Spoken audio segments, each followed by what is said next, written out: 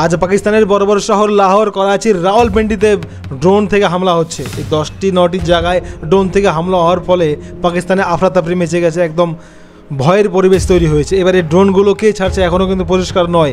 ভারতের আর্মি কিন্তু এখনও ঘোষণা করেনি যে তারা পাকিস্তানে এরকম ড্রোন ফেলছে। তাহলে কারা এই ড্রোনগুলো ফেলছে? তো যেই ফেলুক, পাকিস্তানে এই মুহূর্তে ভয়ের পরিবেশ তৈরি হয়েছে। পাকিস্তানে একদম হারকাম তৈরি হয়ে গেছে, মানুষ এখানে ওখানে ছুটোছুটি করছে। পাকিস্তান চায়না থেকে এয়ার ডিফেন্স সিস্টেম নিয়ে এসেছিল। কি হচ্ছে এতে? একদম পাকিস্তানের যে এয়ার ডিফেন্স সিস্টেম একদম বেকার হয়ে গেল। আজ পাকিস্তানে তাবড়তোড় হামলা হচ্ছে ড্রোন থেকে।